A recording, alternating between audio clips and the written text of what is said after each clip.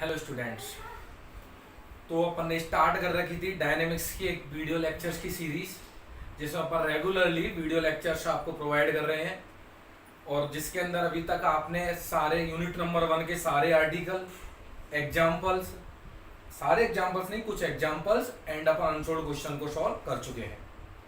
अच्छा, पहले कुछ एग्जाम्पल, 4-5 एग्जाम्पल और अनसोल्ड अपन ने ऐसे किए जिनमें एक ही पैटर्न था, घटक लेने का। क्या पैटर्न था? घटक लेने का। कल कुछ 2 एग्जांपल्स किए अपन ने।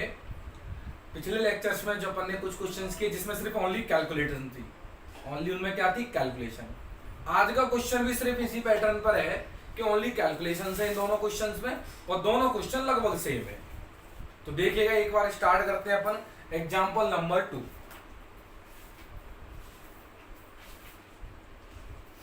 एग्जाम्पल नंबर 2, मैं क्वेश्चन रीड करता हूं कि किसी कण के अरीय और अनुप्रस्थ वेग लैम्डा आर स्क्वायर और म्यू थीटा स्क्वायर है। पहला क्वेश्चन क्या है? पथ की समीकरण सिद्ध करो, ये होगी। तो क्या दे रखा है? दिया गया है गिवन डेट कि जो अरीय वेग है वो कितना गिवन कर रखा है? Lambda R square dash taken as number 1। दूसरा, अनुप्रस्थ वेग जो दे रखा है, ट्रांसफर वेलोसिटी, अनुप्रस्थ वेग जो दे रखा है वो कितना दे रखा है? Mu theta square dash taken as number 2। ये अपन को दिए गए हैं। अरीय वेग का मान लैम्डा आर स्क्वायर और अनुप्रस्थ वेग का मान म्यू थीटा स्क्वायर। पथ का समीकरण निकालना है। तो पहला क्वेश्चन क्या है? पथ का समीकरण और उनके त्वरण के घटक बताने हैं। अच्छा, देखिएगा, अरीय वेग का मतलब आप जानते हो यहां से क्या होता है? dr by dt। और अनुप्रस्थ वेग का मान अपन ने फॉर्मूला पता है, r d theta by dt। तो ये मेरे पास इक्वेशन नंबर 1 है और ये मेरे पास इक्वेशन नंबर 2 है और मुझे चाहिए पथ का समीकरण। और इस चैप्टर में पथ का समीकरण मतलब r और थीटा में रिलेशन। किस में रिलेशन? r और थीटा में रिलेशन। कैसे निकालेंगे? तो ये तो भैया बहुत बार कर चुके इस कंसेप्ट को। क्या करना चाहिए? dt से dt गायब कर देना चाहिए। कैसे गायब होगा? तो एक काम करते हैं, समीकरण 1 में 2 का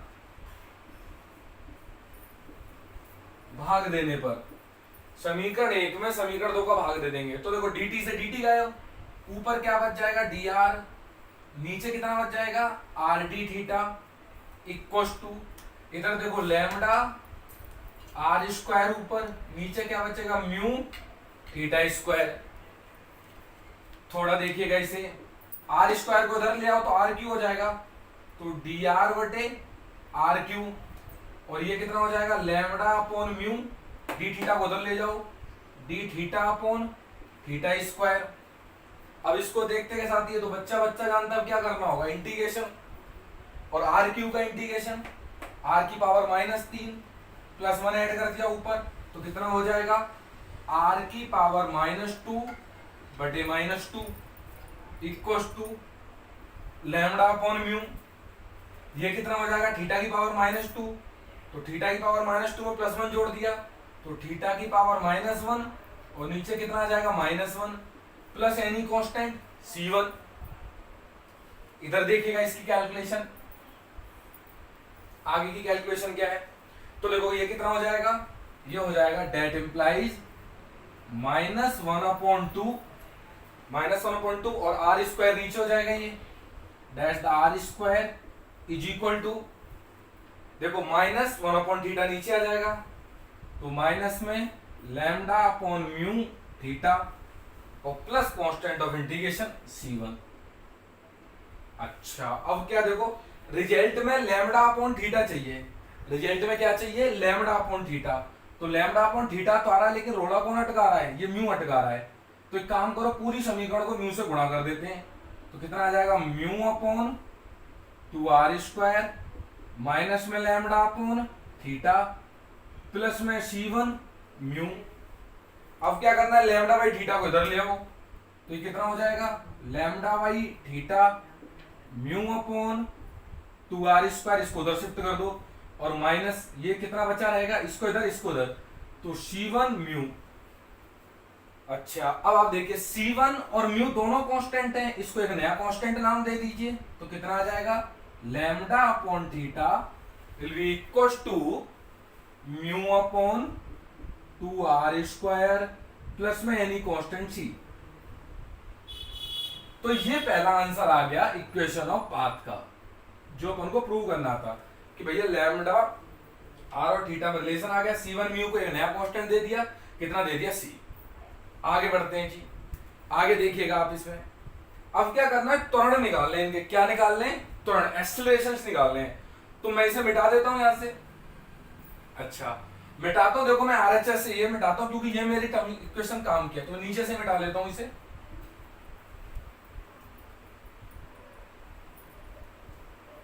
किस तरीके से कैलकुलेशन करते हैं आगे की देखिएगा।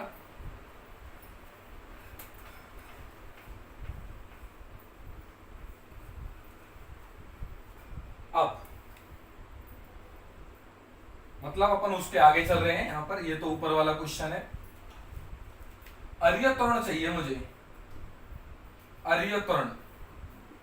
फॉर्मूला पता है अरिय त्वरण का, क्या होता है, d2ry dt² minus r d theta by dt का whole square, minus r d theta by dt का होल स्क्वायर। आगे देखिएगा, dash dy dt dr by dt का मान, dy dt dr by dt का मान कितना है, lambda r² dash minus r और d थीटा बाई dt का square, d theta by dt का स्क्वायर यहां से निकाल लो तो r इधर पहुंच जाएगा, तो कितना हो जाएगा, ये mu theta square upon r, mu theta square upon r।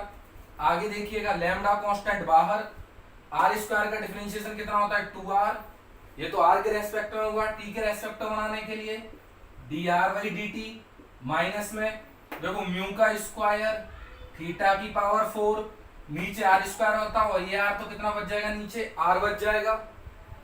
dr by dt का फिर से मान रख दो, तो कितना देखो 2 lambda r, dr by dt का फिर से मान कितना है, लैम्डा r² माइनस में म्यू स्क्वायर थीटा की पावर 4 अपॉन r, थीटा की पावर 4 अपॉन r। इधर देखिएगा आगे इसकी calculation, that's will be equal to, तो देखो 2 lambda lambda lambda square r की पावर q, तो कितना हो जाएगा, 2 लैम्डा स्क्वायर r की पावर q माइनस में म्यू स्क्वायर थीटा की पावर 4 अपॉन r, थीटा की पावर 4 अपॉन r। तो ये मेरे पास एक आंसर आ गया जो आपको चाहिए था अरिय त्वरण का, तो आप इसको रिमेंबर रखें, ये मेरे पास पहला आंसर आ गया। सेकंड क्वेश्चन देखें, इसका ही सेकंड पार्ट मिटा रहा हूं मैं इसे।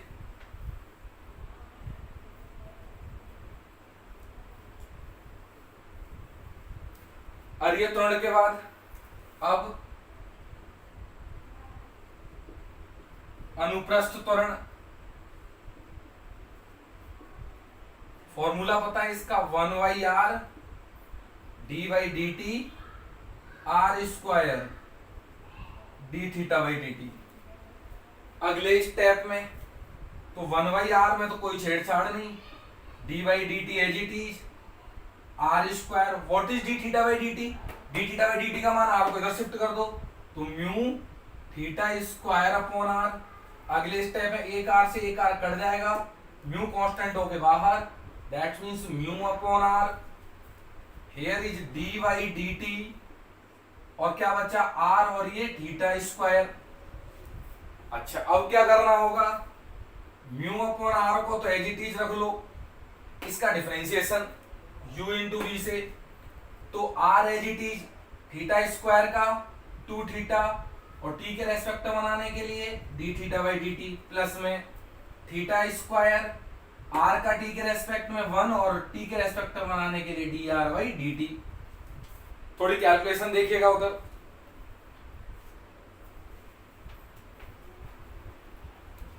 मिटाता हूं मैं इन्हें। अच्छा इक्वल टू चल रहा है इधर, that's will be equal to mu upon R, mu upon R, 2r theta as it is, 2r theta as it is, और D theta by D T का फिर मान रख दो आर को उधर शिफ्ट करके, तो mu theta square upon R plus में theta square as it is, और dr बाई dt का मान कितना है लैम्डा आर स्क्वायर, तो इधर लिख दो लैम्डा आर स्क्वायर। आगे देखिएगा आप इसे, थोड़ी कैलकुलेशन करते हैं इसमें, ये आर से ये आर क्रॉस हो जाएगा। अच्छा अगले स्टेप में आर इससे गुणा होगा, तो पहले ये वाला स्टेप लिखूंगा देखो, तो लैम्डा आ रहा है, म्यू आ रहा है, थीटा स्क्वायर आ रहा है, आर बचेगा, देख लो नहीं तो एक बार, आर से आर कट जाएगा, तो लैम्डा आ रहा है, म्यू आ रहा है, थीटा स्क्वायर आ रहा है, आर आ रहा है प्लस में, तो देखो इधर 2 आ रहा है, म्यू स्क्वायर आ रहा है, थीटा क्यूब आ रहा है, और नीचे कौन आ रहा है आर आ रहा है, तो ये रिजल्ट लाना है क्या, lambda mu R theta square plus 2 mu square theta cube by R, तो ये मेरे पास सेकंड आंसर आ गया। ठीक है कि नहीं है, तो इस क्वेश्चन में सिर्फ प्रॉपरली कैलकुलेशन है और कुछ भी चेंज नहीं है। ठीक है, तो ऐसे क्वेश्चंस को आप रिमेंबर रखें। ठीक है, और कैलकुलेशन का फंडा आपको बता दिया है। ये इसी पैटर्न पर, सेम पैटर्न पर मैं आपको बताऊं, ऐसा ही एक अनसोल्ड और है, सेम एज, यहां पे अनसोल्ड नंबर 3 है, पेज नंबर 30, पेज 30 पे अनसोल्ड नंबर 3 है। तो देखो 3 में क्या दे रखा है, अरिय वेग यहाँ लैम्डा आर स्क्वायर है, सिर्फ लैम्डा आर दे रखा है, और यहाँ म्यू थीटा स्क्वायर है, ओनली म्यू थीटा दे रखा है, और वही पूछा है पथ का समीकरण, अरिय त्वरण और अनुप्रस्थ त्वरण। बोलो हो जाएगा क्वेश्चन, बड़े प्यार से हो जाएगा ये क्वेश्चन। क्यों हो जाएगा, कराई क्या, वहां स्क्वायर दे रखा था और यहाँ आर दे रखा है, तो ये क्वेश्चन आप लोगों के लिए होमवर्क है करना। कुछ प्रॉब्लम आ जाए तो पीडीएफ अपलोड कर देंगे, उसमें पूछ लेना, कोई दिक्कत नहीं, उसमें हो जाएगा। और तब भी कोई समस्या आ जाए तो एक बार मैसेज कर देना। ठीक है, अब अपन स्टार्ट कर रहे हैं इसका नेक्स्ट क्वेश्चन। देखिएगा एक बार इस नेक्स्ट क्वेश्चन को मिटाता हूं मैं इसे।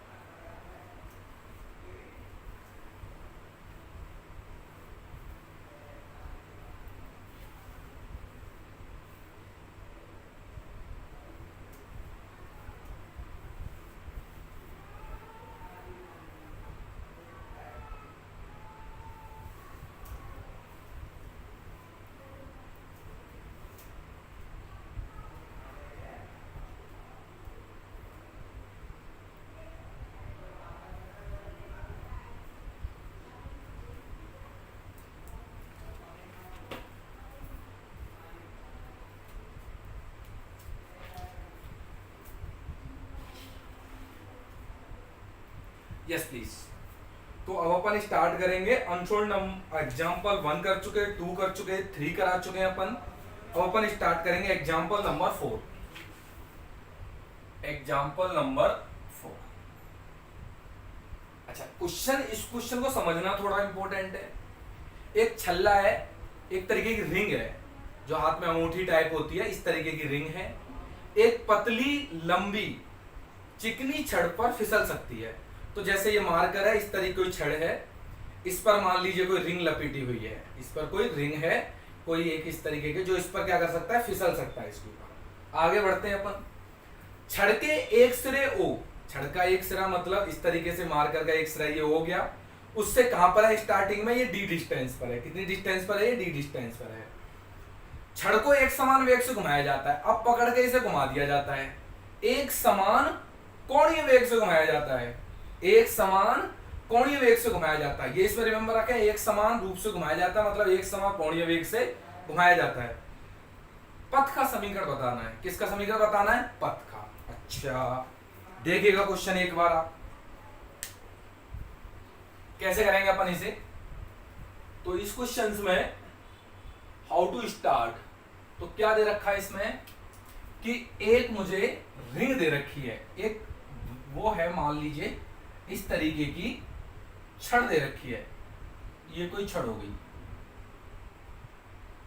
ठीक है कि नहीं, ये छड़ है, यहां पर कोई रिंग है, that's the ring, that's will be the ring.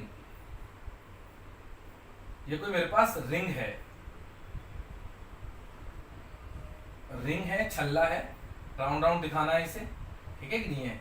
तो ये जैसे मान लीजिए ये मेरे पास कोई रिंग है जो इसके ऊपर इस तरीके से लपेटी हुई है। अब ये फिसल सकती है इधर उधर जाके। स्टार्टिंग में क्या है, स्टार्टिंग में देखो क्या होता है एट स्टार्ट, तो ये जो एक्सिस होती है स्टार्टिंग में बताया था, ये अगर ओ पॉइंट है तो ये एक्सिस ओ एक्स एक्सिस, ओ एक्स एक्सिस का नाम पता है क्या है, प्रारंभिक रेखा। क्या नाम है इसका, प्रारंभिक रेखा, इनिशियल एक्सिस है। अच्छा स्टार्टिंग में ये डिस्टेंस कितनी दे रखी है, डी, कितनी डिस्टेंस दे रखी है, डी। तो एट स्टार्ट, एट स्टार्ट भैया स्टार्टिंग में क्या सीन है इसका, एट स्टार्ट, स्टार्टिंग में क्या मतलब है कि स्टार्टिंग के लिए जब t का मान 0, मतलब समय कितना है इसका, 0 है। अच्छा r का मान हमेशा o से नापा, इधर r का मान ही बढ़ता है भाई, इस तरीके से ये जो डिस्टेंस नापते हैं अपन r ही नापते हैं इस तरीके से, दिस इज द r। तो स्टार्टिंग में इस तरीके से, तो r ऐसे नापेगा, तो स्टार्टिंग में r का मान कितना है, d, r का मान, r मतलब ये पार्टिकल की डिस्टेंस, पार्टिकल या रिंग है, तो r का मान कितना है, d। अच्छा r का मान d है, एंड वेलोसिटी कितनी है इसकी, वेलोसिटी मतलब dr/dt। अरे ये dr/dt क्यों लिखा, अरे भाई बताओ ना, r के बढ़ने की दिशा में कौन सी वेलोसिटी होती है, r के बढ़ने की दिशा में dr/dt होती है, अरीय वेग, और अरीय वेग क्योंकि स्थिर है तो इसकी वेलोसिटी कितनी होगी, 0। ये कंडीशन अपन को लास्ट में आंसर देंगी, ये कंडीशन लास्ट में क्या देंगे अपन को, आंसर देंगे। अब क्या किया जाता है, अब इस छड़ को इस तरीके से रोटेट कर दिया जाता है, ये पकड़ के इस सिरे को घुमा दिया जाता है। घुमाने के पश्चात मान लिया इसकी पोजीशन कुछ इस तरीके से हो जाती है, और कोण कितना घूम जाता है, ये this angle is theta, converting angle is theta. अच्छा ये मेरे पास रिंग कहीं ऊपर नीचे चलेगी, या तो इधर फिसलेगी या इधर इस तरीके से चलेगी रिंग, इस तरीके रोटेट कराऊंगा तो रिंग इस पर फिसलेगी, तो ये इसकी रिंग हो गई, दैट्स द रिंग हो गई, फिसल रही है तो। अच्छा डिस्टेंस मान लो भैया ये r हो गई, तो मतलब इस पॉइंट के कोऑर्डिनेट कहां पर है, रिंग r, थीटा पर है। चलो भाई ये तो सही है। अच्छा रिंग फिसल रही है, एक बात आप समझे इस पर कि रिंग इसके ऊपर फिसल रही है, अब फिसल रही है एक समान वेलोसिटी से, मतलब रेगुलरली फिसल रही है, वेलोसिटी उसकी रेगुलर है, इस तरीके से वेलोसिटी रेगुलर है, मतलब और एक समान है, मतलब यूनिफॉर्म है, चेंज नहीं हो रही है। और भैया जब वेलोसिटी एक ही जैसी है, चेंज ही नहीं हो रही, कांस्टेंट, और अगर वेलोसिटी कांस्टेंट है तो बताओ त्वरण का मान कितना होगा, 0। त्वरण का मान कितना होगा, 0। कैसे बताया, ऐसे बताया भाई, वेलोसिटी एक जैसी चल रही है, वेलोसिटी भाई अगर कोई वेग इस तरीके से लगातार, जैसे मान लो इसकी वेलोसिटी है 2 मीटर स्क्वायर, 2 मीटर पर सेकंड, 2 मीटर पर सेकंड, 2 मीटर पर सेकंड, इस तरीके चलता चला जा रहा है, तो परिवर्तन कितना हो रहा है वेलोसिटी में, 0 परिवर्तन हो रहा है, तो समय का भाग देंगे, आंसर कितना आ जाएगा, 0। तो त्वरण कितना होगा, 0। अच्छा तो त्वरण 0 हो जाएगा, कौन सा त्वरण होगा, ऐसे ऐसे फिसलेगी तो ऐसे ऐसे कौन सा त्वरण होता है, इस तरीके से फिसलेगी इसके ऊपर तो कौन सा त्वरण होता है, अरे भैया इस दिशा में अरीय त्वरण होता है, r के बढ़ने की दिशा में कौन सा त्वरण होता है, अरीय त्वरण। इसका मतलब मैं बोल सकता हूं प्रश्नानुसार, प्रश्न के अनुसार क्या बोल दिया कि भैया इसका अरीय त्वरण बराबर कितना होगा, 0। इतनी लंबी बात कही है, समझ रहे हो नहीं, सिर्फ इस बात से कि रिंग इसके ऊपर फिसल रही है, और जब फिसल रही है तो क्या होगा, फिसल रही है तो वेलोसिटी एक समान यूनिफॉर्म वेलोसिटी से, तो वेलोसिटी कांस्टेंट है, और जब वेलोसिटी कांस्टेंट है तो परिवर्तन जीरो, वेलोसिटी में परिवर्तन जीरो हो गया, तो त्वरण यही तो होता है वेलोसिटी में परिवर्तन अपॉन टाइम, तो त्वरण जीरो हो गया। अरे त्वरण जीरो मतलब, इसका मतलब कौन जीरो, हरीय त्वरण का फॉर्मूला पता है अपन को, d2ry dt square minus r d theta by dt का whole square is equal to zero, is equal to कितना हो जाएगा ये, जीरो। अच्छा ये जीरो हो गया। एक और बात बोला है कि इसकी कोणीय वेग अचर है, कोणीय वेग क्या दे रखा है, वो भी यूनिफॉर्म है। कोणीय वेग अचर से मतलब क्या होता है कि जो इसका d थीटा बाई dt है, यही तो होता है एंगुलर वेलोसिटी, कोणीय वेग, एंगुलर वेलोसिटी है वो इसकी यूनिफॉर्म है, कांस्टेंट है, वो मैंने मान ली ओमेगा। क्या मान ली मैंने, ओमेगा। दोबारा सुनो एक बार, उसकी वेलोसिटी कैसे, यूनिफॉर्म है, एक से ऐसी है, तो एंगुलर वेलोसिटी यूनिफॉर्म मतलब ओमेगा। अब क्या करोगे, बहुत सिंपल है, d2ry dt square minus r, और d थीटा बाई dt का मान omega, that means omega square is equal to zero. इसको देख के कुछ याद आ रहा है, dy dt को अगर मैं d मान लूं तो क्या इसे ये लिख सकता हूं, d square minus omega square r equal to zero. और ये देखते ही कही होगे चेहरे पर मुस्कान आ गई होगी, क्यों भाई, ये तो पढ़ा है, ये तो पढ़ा है, यार कहां पढ़ रहे हो इसे, या d का मान क्या है, d equal to dy dt, कहां पढ़ा है इसे, BSc second year differential equation में। यहां क्या लिखते थे, for auxiliary equation, auxiliary equation के लिए पुट करते थे d का मान m, तो क्या आती थी वो, m square minus omega square equal to zero, m के दो मान, m बराबर प्लस माइनस ओमेगा, और फिर CF लिखना, क्या लिखना है इसका, CF लिखना। अब CF कैसे लिखते थे, दो डिफरेंट सूट्स है, देखो एक तरीका तो ये था इस केस में, एनी कांस्टेंट C1 e की पावर ओमेगा टी और एनी कांस्टेंट C2 e की पावर माइनस ओमेगा टी।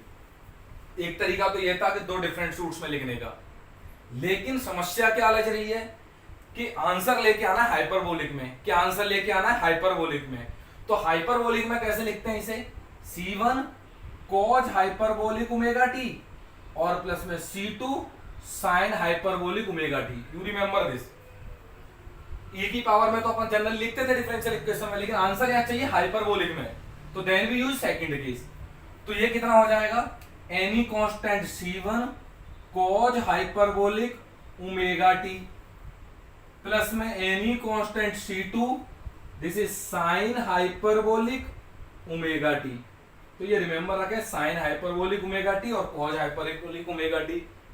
और फिर याद है एक पीआई और आता था, और पीआई का मान यहाँ जीरो, क्योंकि आरएचएस की वैल्यू कितनी है, जीरो, बिकॉज आरएचएस की वैल्यू कितनी है यहाँ पर, जीरो है।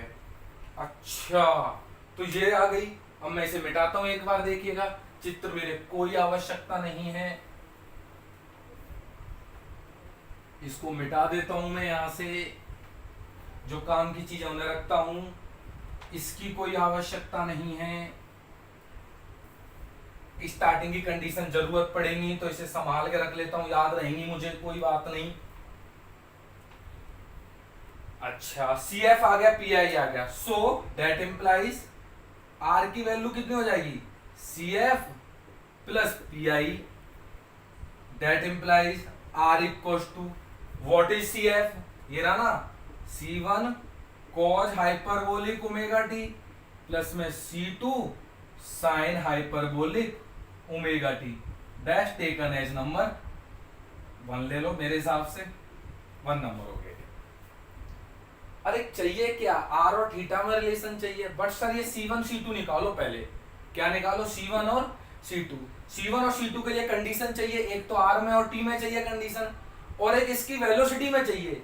वेलोसिटी कैसे, dr/dt कैसे निकलेगा, डिफरेंशिएट कर दो इसका, differentiating with respect to t, कितना हो जाएगा, हियर इज dr/dt C1, देखो हाइपरबोलिक में डिफरेंशिएशन साइन हाइपरबोलिक का कॉज हाइपरबोलिक, और कोज हाइपरबोलिक का साइन हाइपरबोलिक, इसमें प्लस माइनस का रोला नहीं होता, इसमें प्लस माइनस का रोला नहीं होता।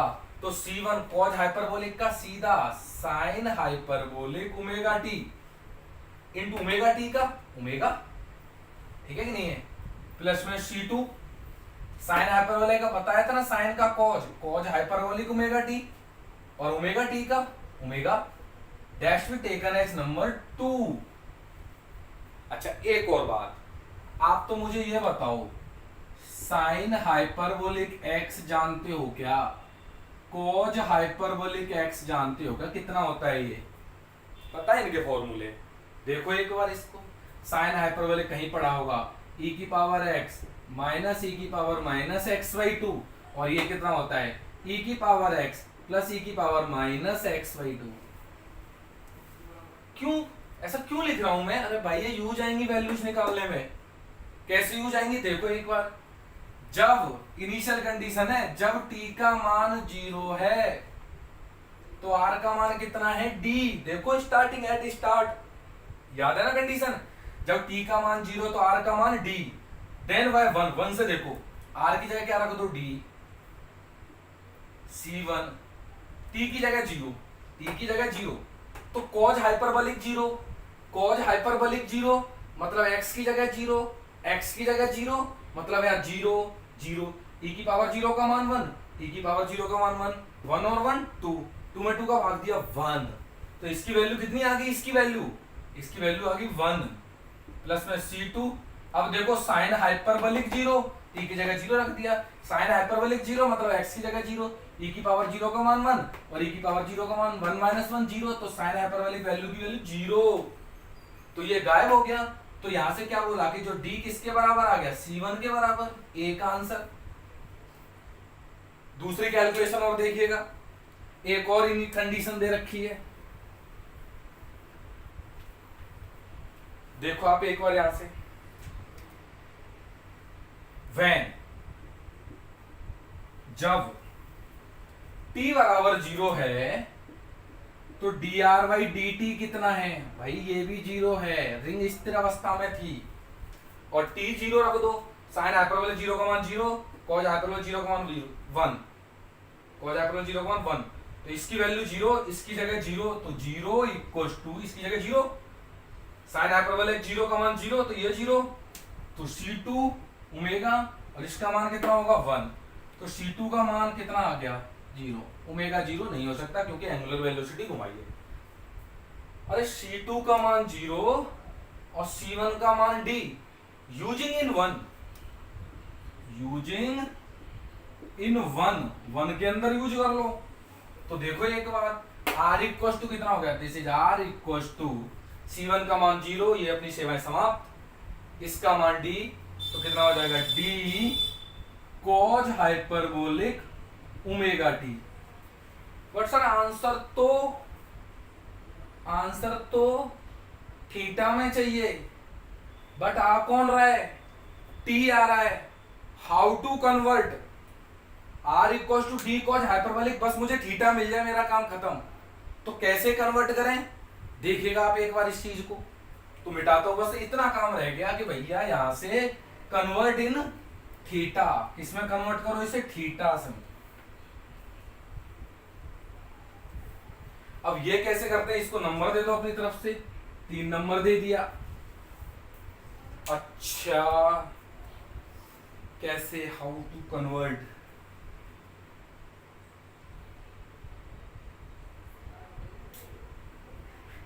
अच्छा एक बात देखिएगा, ये दिया है, एक ये कंडीशन दी है, क्या दी है भाई कि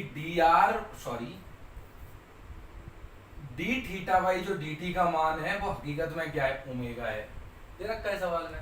फिर इससे क्या फायदा है, ये ना डी थीटा बराबर कितना हो जाएगा, ओमेगा dt, क्या कर दो इनका इंटीग्रेट कर दो, ओमेगा कांस्टेंट है इंटीग्रेट कर दिया, इसका inter theta plus omega T, constant मान लो C3 C4 कुछ भी ले लो। अच्छा भाई अब C3 निकालने के लिए वैन जब t का मान 0 है, सोच के बताओ थीटा का मान कितना होगा, जब t का मान 0, व्हाट इज थीटा, थीटा कितना होगा, देखो ये रिंग है, टी बराबर 0 पे एसी है, ये सॉरी ये छड़ है, रॉड है, टी बराबर 0 पे एसी है। अब क्या कर रही है, घूम रही है, घुमा दो। अब टी बराबर 0 पर एसी है ना, अब आप घुमाओगे तभी तो थीटा चेंज होगा, दिस एंगल थीटा तभी तो चेंज होगा, घूमेगी तभी तो थीटा होगा। अब घूम ही नहीं रही है, टी बराबर 0 पर स्थिर है, तो थीटा का मान कितना होगा, 0 होगा। तो थीटा का मान 0, तो टी का मान 0, थीटा का मान 0, देन यू से C3 बराबर 0, और जैसे ही C3 बराबर 0 यहां से थीटा बराबर कितना हो जाएगा, ओमेगा टी। यूजिंग इन 3, और जैसे ही 3 में यूज किया, देखो जरा, R equal to D cos hyperbolic theta. तो ये भैया आंसर हो गया, इंपोर्टेंट क्वेश्चन है ये, ठीक है कि नहीं है।